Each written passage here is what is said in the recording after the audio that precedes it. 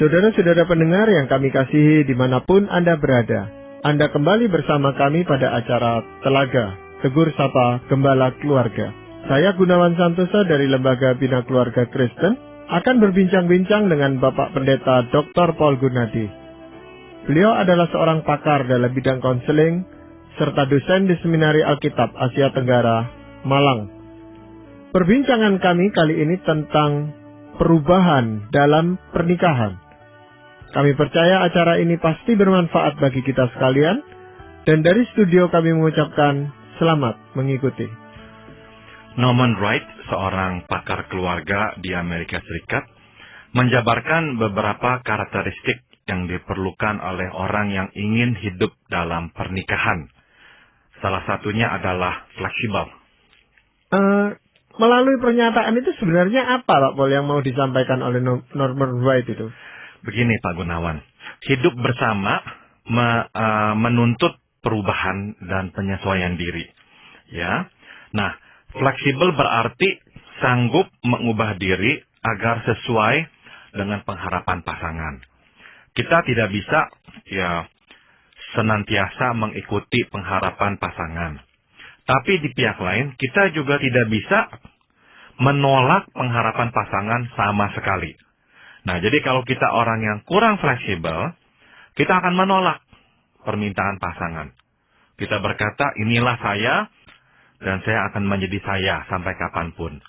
Nah, kalau kita memiliki prinsip seperti itu, ini menandakan kita orang yang kaku dan tidak fleksibel. Nah, ternyata karakteristik fleksibel itu tuh mutlak diperlukan untuk membangun pernikahan.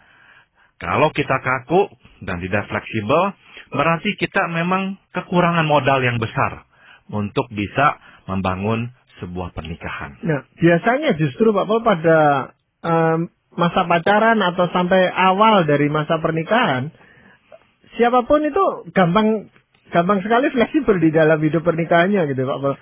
Mengalah, mau menuruti permintaannya, tetapi makin lama kok fleksibilitasnya itu berkurang gitu. Kenapa, Pak Paul? Dari satu sisi kita memandang itu sebagai sesuatu yang wajar ya, Pak Gunawan. Jadi pada titik-titik awal dalam relasi kita itu tuh cenderung memang karena ingin memenangkan trofi, yaitu pasangan kita ya. Kita rela ada berkorban. Dengan kata lain, kita rela mengabaikan kepentingan, kehendak, keinginan, dan selera kita sendiri. Demi mendapatkan pasangan kita itu. Demi mencocok-cocokkan diri dengannya. Nah, setelah kita mendapatkan dan setelah relasi itu tuh memasuki jalur yang lebih lurus ya, tidak lagi bergejolak dan bergelora dengan cinta-cinta yang masih hangat. Nah, kita itu tuh biasanya mulailah berpikir dengan lebih objektif. Kok dulu saya terus mengalah ya? Kok dulu saya nggak pernah menyuarakan isi hati saya? Sekarang nggak lagi. Saya tidak lagi mau mengalah begitu saja. Saya akan mencoba berargumen.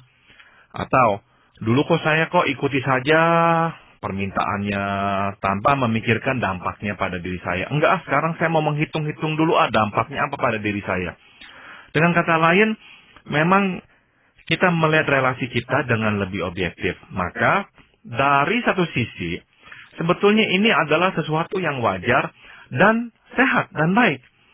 Karena relasi kita itu tuh sekarang memasuki fase berikutnya. Fase yang lebih realistik. Kalau sebelumnya, fase yang lebih penuh dengan fantasi ya. Namun sekarang kita benar-benar hidup dalam realitas. Lebih objektif, lebih jernih. Meskipun ada harganya yang harus kita bayar. Karena kita lebih memunculkan siapa kita, akibatnya pertengkaran tak bisa dihindari. Kadang-kadang muncul.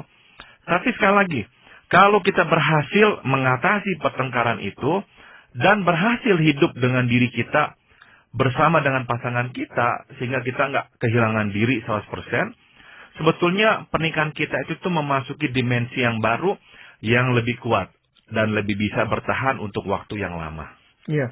Tapi biasanya memang kita itu sangat dipengaruhi oleh perubahan-perubahan yang terjadi, Pak Paul, dengan berjalannya umur pernikahan kita ini, perjalanan pernikahan kita ini kan banyak sekali yang terjadi di sekeliling kita itu Pak Paul.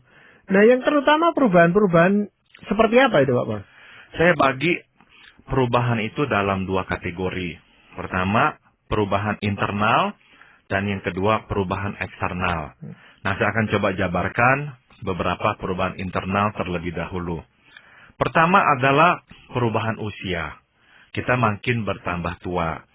Berarti apa?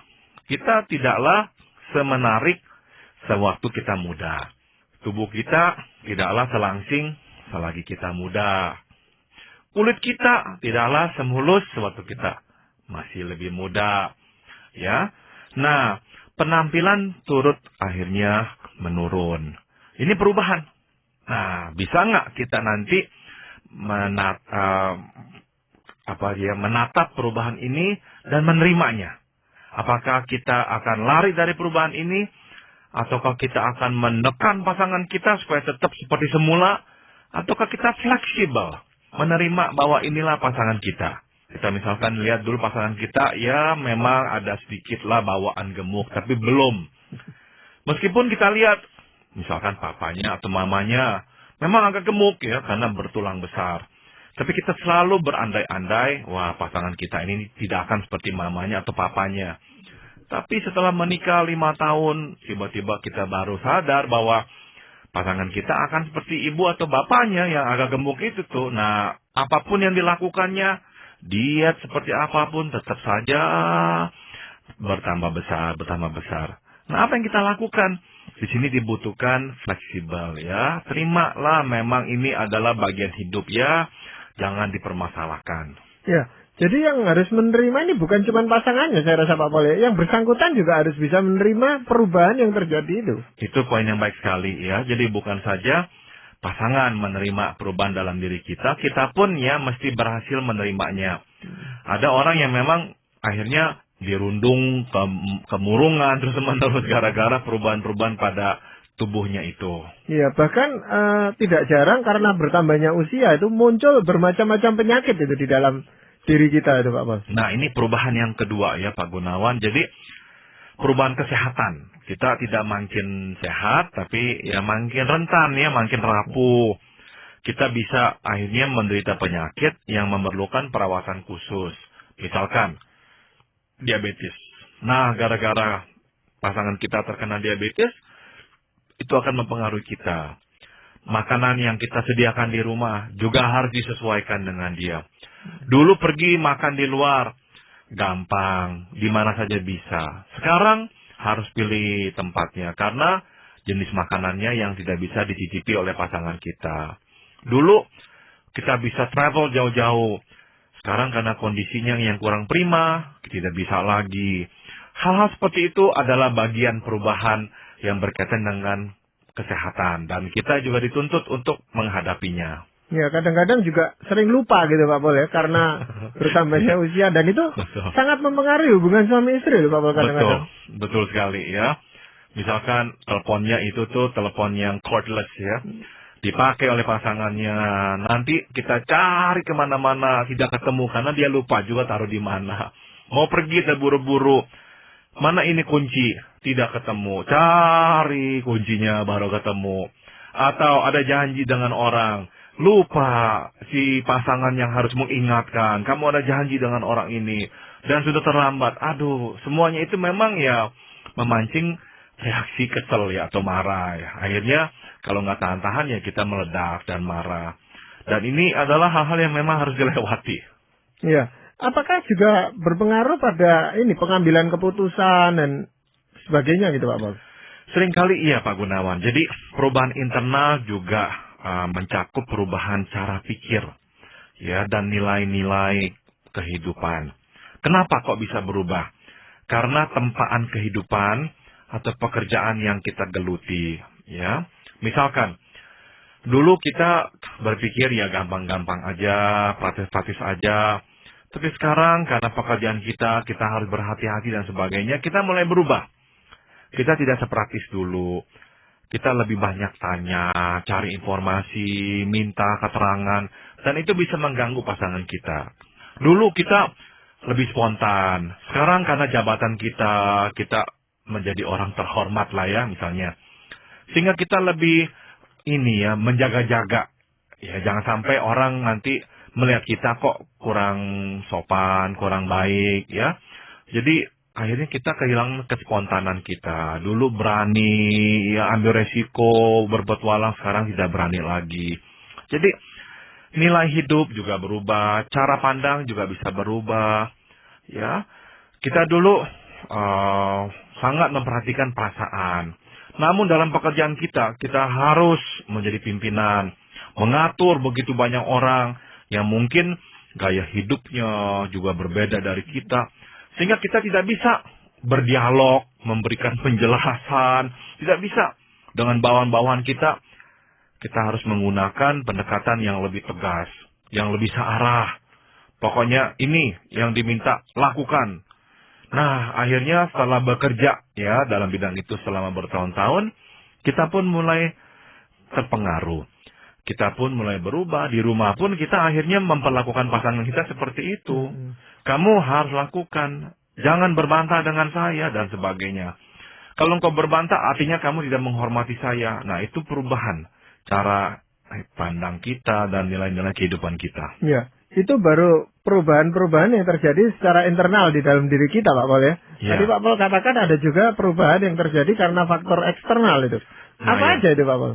Ada beberapa. Yang pertama adalah perubahan lingkungan hidup, Pak Gunawan. Kadang-kadang kita itu tuh harus pindah dari satu daerah ke daerah lain.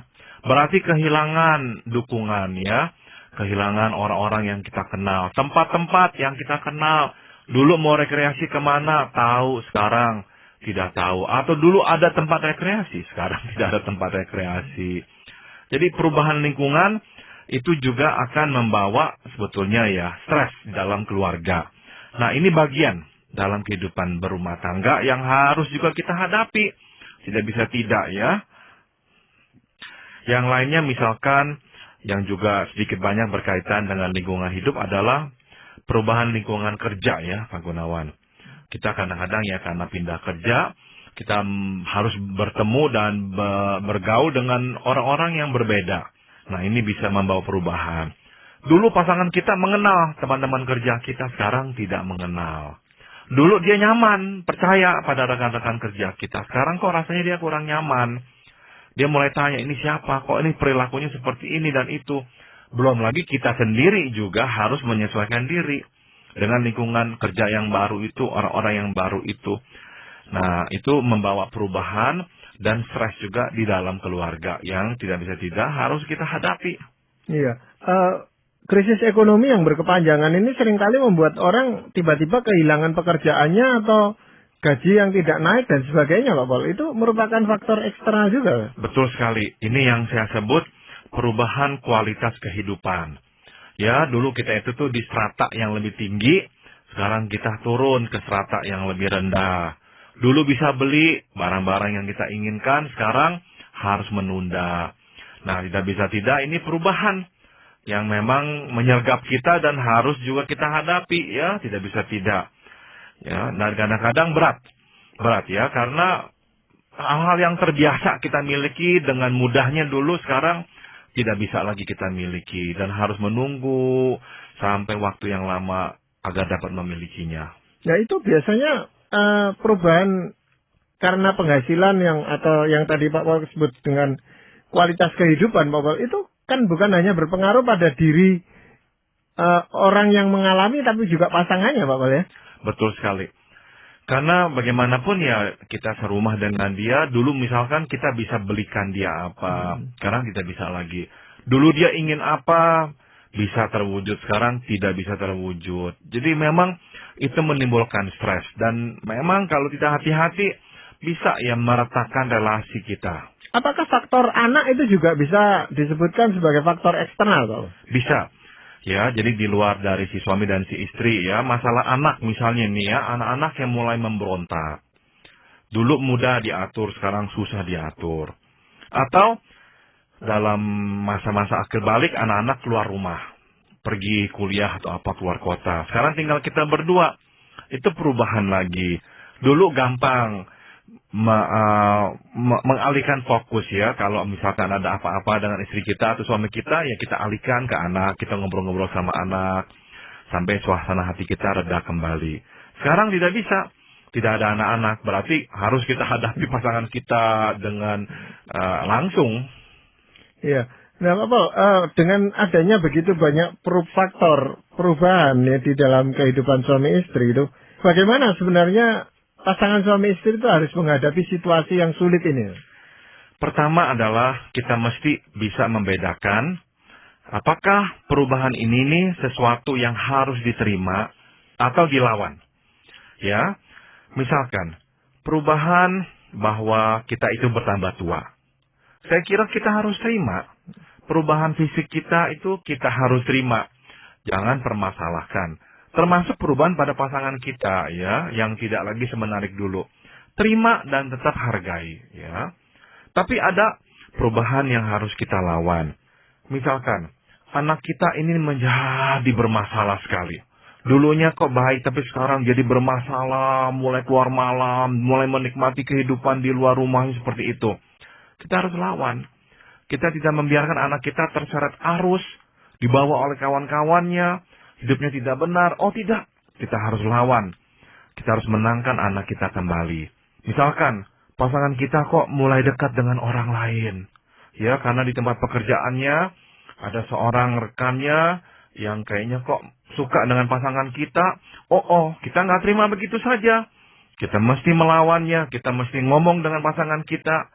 Kita utarakan kekhawatiran kita, kita sampaikan permintaan kita agar dia tidak lagi atau tidak memberikan angin kepada orang tersebut. Jadi intinya adalah kita mesti bisa membedakan apakah perubahan ini sesuatu yang harus kita terima ataukah harus kita lawan. Iya. Ada memang orang yang menerima itu kondisi bahwa dia menjadi lebih tua dan sebagainya, Pak Paul.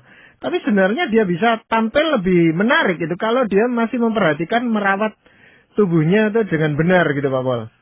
Nah, sudah tentu itu betul sekali Pak Gunawan. Nah, ini masuk ke poin berikutnya atau saran berikutnya, yaitu hiduplah sesuai fakta.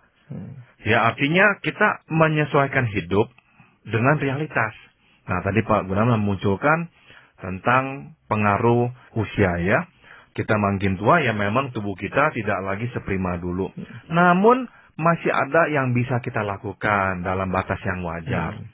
Misalkan kita berolahraga dengan teratur, sehingga meskipun tubuh kita menua, namun kita tetap tampak segar ya. Misalkan ada yang ingin memakai ya alat-alat kosmetik tertentu dalam kadar yang wajar, silakan. Misalkan itu bisa menambah peluang untuk meremajakan kulit lah dan sebagainya. Ya tidak apa-apa. Ya, tapi kita hidup sesuai dengan fakta. Memangnya ini faktanya, ya sudah kita terima. Apa yang bisa kita lakukan untuk menguranginya, kita lakukan ya. Tapi ya kita terima ini, jangan kita lawan. Iya, karena kalau berlebihan juga jadi aneh gitu Pak Paul ya. Betul. Iya. Betul. Apakah ada saran lain Pak Paul? Yang lainnya lagi adalah fokuskan perhatian kita pada solusi, bukan pada penyebab problem. Kita tidak lagi memfokuskan pada mengapa. Ya, perubahan itu kadang-kadang harus ada. Di luar kemampuan kita kadang-kadang untuk bisa menangkisnya. Nah, daripada menyalah-nyalahkan, kenapa kau begitu? Kenapa ini bisa terjadi? Kenapa anak kita bisa begini? Ini gara-garamu. Tidak akan ada habisnya kalau kita hanya memfokuskan pada penyebabnya. Maka saran saya, kalaulah kita sudah tahu penyebabnya apa, ya sudah. Mari kita fokuskan pada solusinya. Oke, sekarang anak kita memberontak. Anak kita ini kok sekarang tidak lagi taat pada kita. Apa yang menyebabkannya? Kita akui, mari kita cari solusinya. Kita mesti berdua lebih berpadu mengatasi si anak. Jangan sampai terpecah belah. Kita harus meminta bantuan orang, mencari masukan-masukan, dan sebagainya. Jadi sekali lagi, kita tidak memfokuskan pada yang lampau, tapi memfokuskan pada yang di depan kita. Ya, bagaimana hubungan sosialnya gitu Pak Paul, seseorang yang mengalami perubahan ini? Saya kira sebelum terjadi apa-apa ya, sebelum ada masalah. Nah, kita memang harus membangun jaringan persahabatan dengan orang-orang di sekitar kita. Karena kalau sampai ada apa-apa, nah jaringan persahabatan ini nih menjadi pendukung kita. Dan bukankah ini adalah gaya hidup yang sehat ya? Mempunyai kawan, sahabat, bisa berteman, bisa bercanda ria, bisa pergi bersama, bisa saling curhat. Nah, itu adalah sebetulnya aset-aset yang kita perlukan dalam hidup ini. Orang yang tidak punya lingkungan yang mendukungnya, dia hidup sendirian.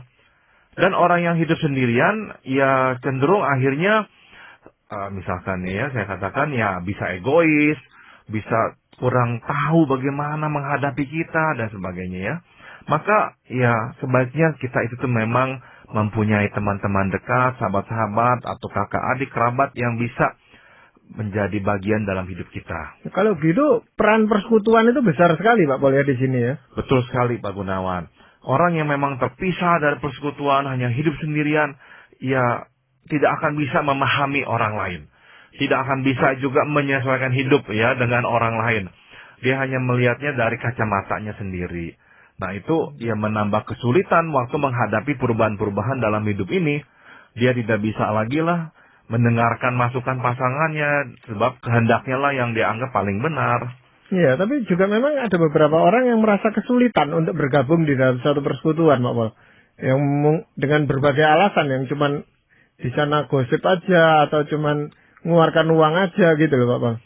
Nah, sudah tentu kita bisa terlibat, tapi sejauh mana kita terlibat, ya kita nanti yang tentukan. Apakah memang itu tempat kita, orang-orang yang cocok dengan kita apa tidak. Namun sekali lagi yang saya ingin tekankan adalah kita mesti mempunyai teman. Saya sudah melihat orang-orang yang tidak mempunyai teman, menjalani kehidupannya sampai usia tua. Saya lihat kok mereka bukan tambah bahagia, tambah tidak bahagia. Setiap perubahan bukannya disambut, malah dihindari, atau perubahan itu tuh dipaksa untuk tidak ada perubahan. Tidak boleh ada perubahan, harus sama seperti dulu semuanya. Akhirnya dia menyusahkan orang lain, menyusahkan anak-anaknya, menyusahkan pasangannya, karena dia sendiri tidak bahagia. Namun kasihan orang-orang yang hidup dengan dia, turut-turut tidak bahagia. Nah, teman yang terdekat buat kita itu kalau menikah itu ya tentu pasangan kita Pak Pol ya. Nah, dalam hal ini bagaimana hubungan kita? Saya kira dari awalnya kita mesti memelihara keterbukaan ya antara kita dan pasangan kita. Ini modal. Modal yang begitu besar dalam rumah tangga kita waktu menghadapi perubahan-perubahan. Kita bisa bicara apa adanya. Contoh ini nih, anak saya yang paling besar dalam waktu beberapa bulan akan meninggalkan kami, pergi studi. Kami sudah lama membicarakan hal ini, saya dan istri saya. Kami menceritakan ketakutan kami. Kami menceritakan juga pengharapan kami, apa nanti ya, gimana ya. Dan kami mulai membicarakannya. Bahkan istri saya dan saya kadang-kadang membicarakan tentang masa di mana kami harus hidup berdua, tanpa anak-anak lagi. Apa yang akan kami lakukan nanti? Apa yang menjadi ketakutannya? Apa yang menjadi kebutuhannya? Nah itu tuh mulai kami bicarakan. Sehingga ya terjalinlah komunikasi ya yang lebih terbuka antara suami istri. Sehingga pada waktu perubahan itu harus terjadi, kita sudah terbiasa terbuka. Betapa ya susahnya, ya malangnya pasangan yang tidak bisa terbuka. Sehingga waktu perubahan terjadi, masing-masing mengunci pintu. Malah merenung susah sendirian. Kadang-kadang kalau tidak tahan lagi, menyalahkan, melemparkan tanggung jawab pada pasangannya. Jadi ya malah merusakkan. Bukannya berpadu menghadapi perubahan itu, malahan makin mengoyak-ngoyakkan satu sama lain. Iya, ya memang perubahan ini sulit dihindari dan tidak mungkin dihindari karena akan terus terjadi di dalam kehidupan ini Pak Pol ya. Tepat sekali. Nah, dalam hal ini apakah firman Tuhan yang bisa membimbing kita gitu Pak Pol? Saya bacakan Amsal pasal 10 ayat 5. Siapa mengumpulkan pada musim panas? Ia berakal budi. Siapa tidur pada waktu panas? Membuat malu. Memang ini perumpamaan atau tamsil yang berkaitan dengan kehidupan agraris ya. Di masa itu memang masa agraris di Israel. Nah, siapa mengumpulkan pada musim panas, ia berakal budi. Artinya pada musim dingin, dia sudah punya cadangan makanan. Tapi orang yang malas-malas, tidak mau bekerja pada musim panas, pada musim dingin akan kelaparan. Jadi begitu juga lah dengan kita dalam rumah tangga. Jangan tunggu sampai ada krisis baru mencoba mengharmoniskan relasi kita. Oh jangan. Selama masih ada umur, belum ada apa-apapun, harmoniskan. Terus suburkan keterbukaan, kepedulian, saling mau menolong, itu suburkan semuanya itu. Sebab itu adalah cadangan. Ya, waktu nanti musim dingin datang, kita cukup stok untuk bisa bertahan. Ya, jadi kita tidak perlu lari dan tidak mungkin lari dari perubahan ini, Pak Paul ya. Betul. Hanya kita perlu mengantisipasinya dengan Betul kebijaksanaan yang firman Tuhan sudah sampaikan tadi. Betul. Terima kasih Pak Paul untuk perbincangan ini, dan para pendengar sekalian, kami mengucapkan banyak terima kasih Anda telah mengikuti perbincangan kami dengan Bapak Pendeta Dr. Paul Gunadi dalam acara Telaga, Tegur Sapa Gembala Keluarga. Kami baru saja berbincang-bincang tentang perubahan dalam pernikahan. Bagi Anda yang berminat untuk mengetahui lebih lanjut mengenai acara ini, silakan menghubungi kami lewat surat. Alamatkan surat Anda ke Lembaga Bina Keluarga Kristen atau LBKK, Jalan Cimanuk 58, Malang. Anda juga dapat menggunakan email dengan alamat telaga@indo.net.id. Kami juga menantikan kunjungan Anda ke situs kami di www.telaga.org. Saran-saran, pertanyaan, serta tanggapan Anda sangat kami nantikan. Akhirnya dari studio kami mengucapkan terima kasih atas perhatian Anda dan sampai jumpa pada acara Telaga yang akan datang.